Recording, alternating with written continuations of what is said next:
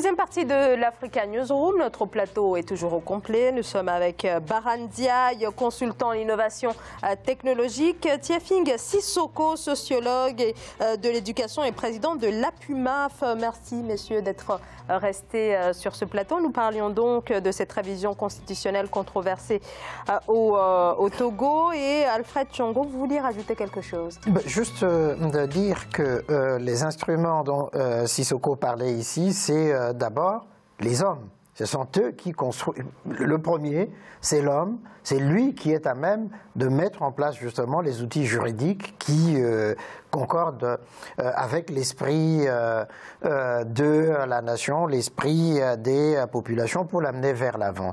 Or, on s'aperçoit que ces hommes qui sont là, certains depuis 50 ans au pouvoir, d'autres qui aspirent justement à les remplacer, ne tiennent pas compte justement de ce facteur important, je le disais ici, l'intérêt général, l'intérêt supérieur du pays, de la nation.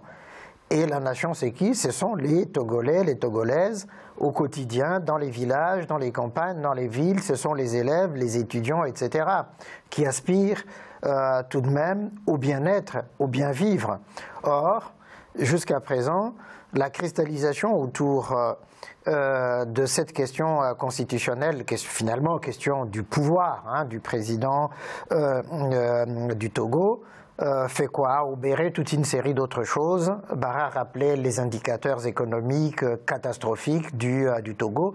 C'est exactement cela. C'est-à-dire, si les hommes politiques faisaient passer pour un peu l'intérêt général du pays et pensaient réellement à l'avenir des enfants, à l'avenir des femmes, à l'avenir des filles, etc., peut-être qu'ils se comporteraient autrement. Mais les enjeux de pouvoir, de captation de pouvoir sont tels que ça devient secondaire, sinon que d'arriver au pouvoir. Alors, est-ce que l'avenir du Togo se joue autour du retour à la Constitution de 1992, puisque finalement c'est cela dont il s'agit véritablement? Oui, pourquoi pas. Enfin, ce serait un bon point de départ. Ça éviterait tous ces dialogues de sourds où il y a des feuilles de route qui sont initiées, signées, pas respectées. On revient toujours à l'Assemblée nationale ou au Conseil constitutionnel et on tourne en rond. Moi, je pense que la CEDEAO avait fait un travail remarquable avec les deux présidents qui sont les médiateurs envoyés. Quelque part, il fallait juste qu'on se calque sur cette roadmap-là pour sortir, avoir une issue de sortie.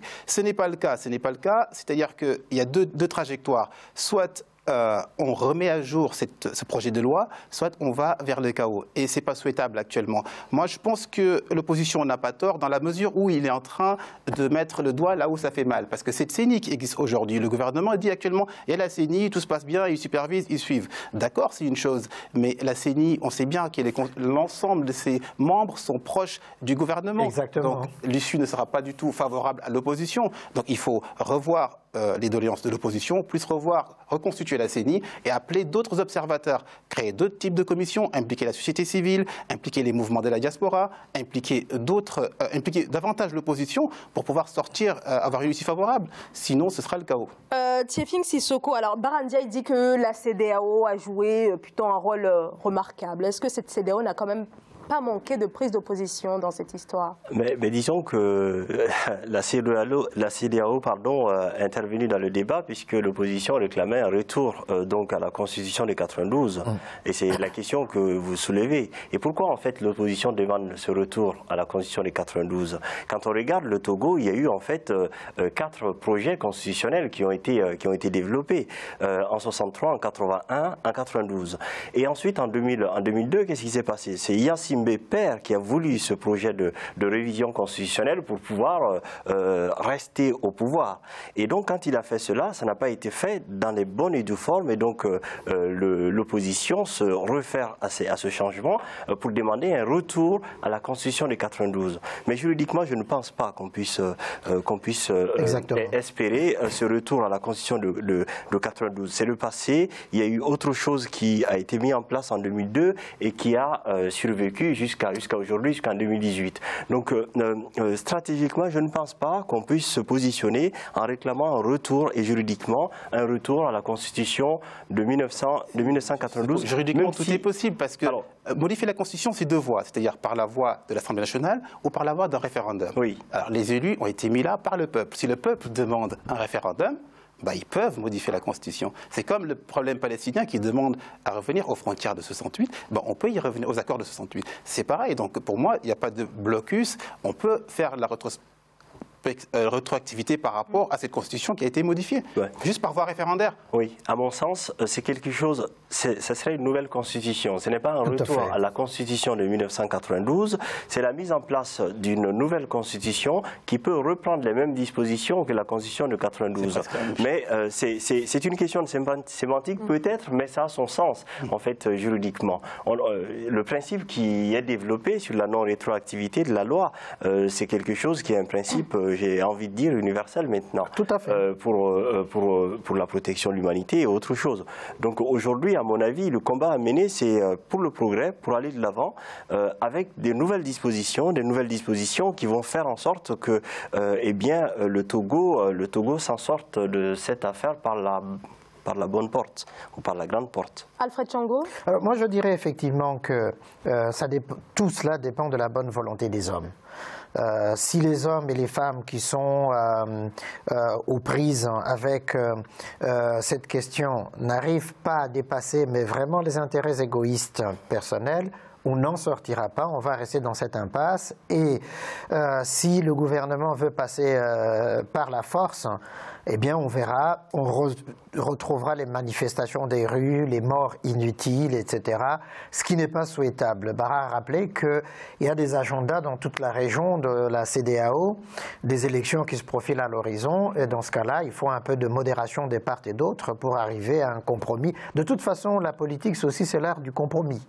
On peut contourner effectivement cet obstacle-là de la non-rétroactivité en faisant comprendre au président actuel que même si ça ne s'appliquait pas à lui, mais que fixer le mandat à 2 ans, donc une fois renouvelable, pourquoi pas?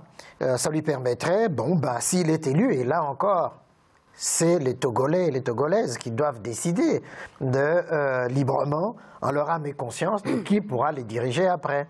Alors, la mesure, en tout cas, si elle est adoptée, elle permettrait au président sortant de se présenter donc en 2020, 2025, Barham Ndiaye. Est-ce que ce projet de loi peut exacerber la crise politique qui prévaut déjà dans ce pays depuis un peu plus d'1 an là? Pourquoi pas, mais je vais rester optimiste quand même si je vois un tableau noir à l'horizon, parce qu'il y a le dialogue de sourds qui s'est installé, comme vous le savez. Ce projet de loi, c'est sûr qu'il ne sera pas ratifié par en tout cas les députés de l'ANC togolaise, de l'opposition, ni approuvé par la société civile. Moi, je pense qu'à un moment donné, je reviens sur le sujet, la CEDEAO peut peser de son poids, et je ne veux pas trop parler de la France parce que ça se ressemblait à de l'ingérence, mais elle peut influencer, elle a un pouvoir d'influence pour quand même amener à un dialogue qui ressemblerait à un dialogue où on se parle, parce que là c'est un dialogue de sourds encore une fois. Donc ce projet de loi y passera, il n'y aura pas de surprise, on sait bien que c'est le parti majoritaire aujourd'hui qui remportera les législatives et ainsi de suite. Monsieur Gnassingbé aura un boulevard pour être réélu, et puis moi je pense qu'en Afrique on devrait s'inspirer quand même quelque part du modèle américain, c'est-à-dire 2 mandats consécutifs et puis on laisse la place à quelqu'un d'autre. Parce que diriger un pays, ça ne veut pas dire que je suis le plus intelligent, ça ne veut pas dire que je suis le plus fort, c'est-à-dire que j'ai une vision, j'ai un projet, je veux l'implémenter sur la durée avec de la mobilité, de la flexibilité et un groupe qui m'accompagne à mettre en œuvre, parce que la politique c'est ça, c'est un homme et puis un groupe d'hommes qui vont construire le projet de société approuvé et présenté au peuple. Aujourd'hui, ce n'est pas le cas au Togo, c'est je veux et c'est comme ça que ça va se passer. Tiefing Sissoko?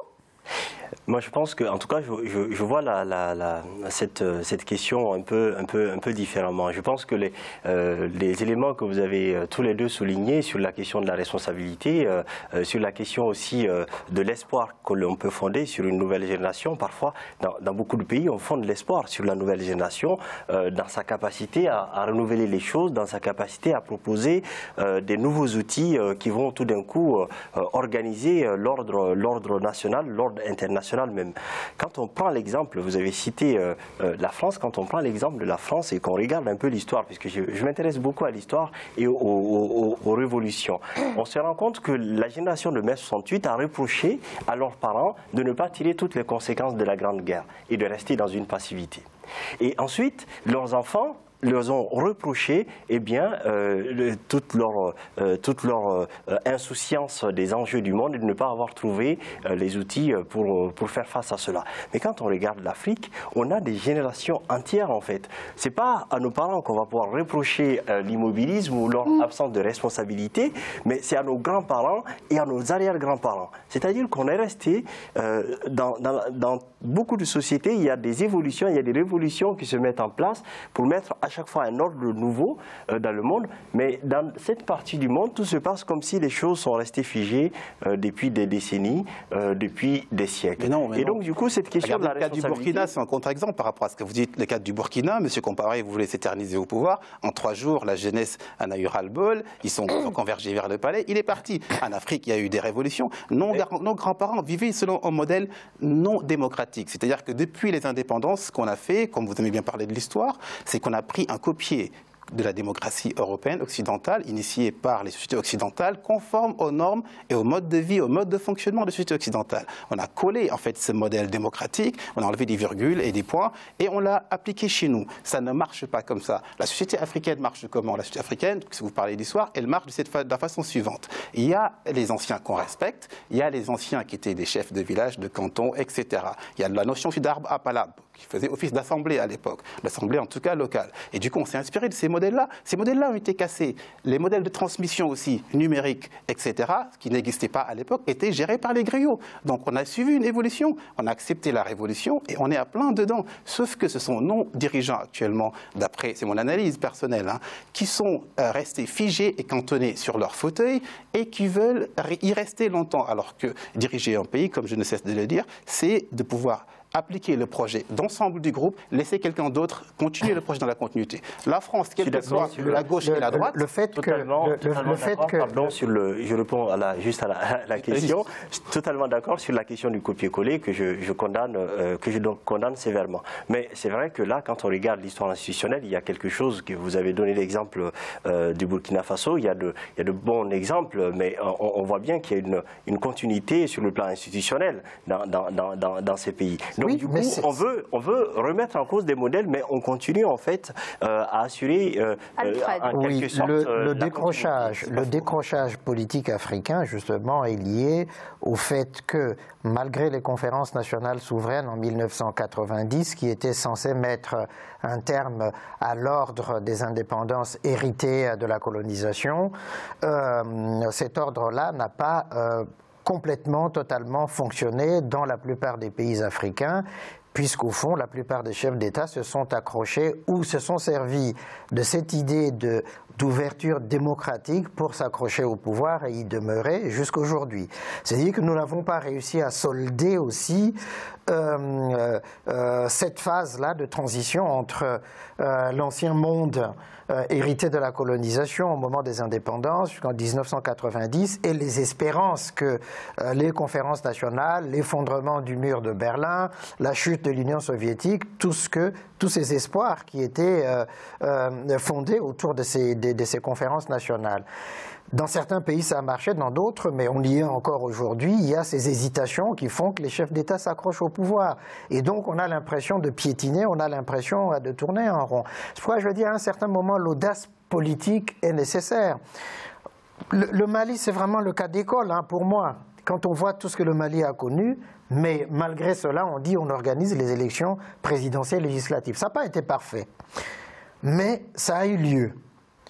Or, le Togo, qui est encore plus petit, avec une population moindre, n'est pas capable justement de transcender ces différences-là pour arriver justement à un consensus qui permettrait de sortir de l'impasse. Ça pose problème. Tiefang Sissoko. Moi, je pense qu'il y a un paradoxe. L'Afrique et ses paradoxes, ça fait partie de ces paradoxes. D'une part, d'être rattaché à des identités. Vous l'avez évoqué tout à l'heure, des identités sur ce que fait, si vous voulez, la culture africaine. Et d'autre part, cette envie de sortir et de proposer des outils qui soient adaptés au monde d'aujourd'hui. Et à mon avis, on est partagé entre ces deux dimensions. J'ai envie de dire que cette question a en partie été résolue par quelques personnes qui pensent que la question de l'identité doit être pensée comme quelque chose de continu. Ce n'est pas figé. L'identité n'est pas figée. Donc c'est une identité qui est en construction, qui se nourrit de l'environnement pour pouvoir se développer. Et je crois que c'est cette dimension qui a lieu de solliciter et de susciter auprès de nos populations.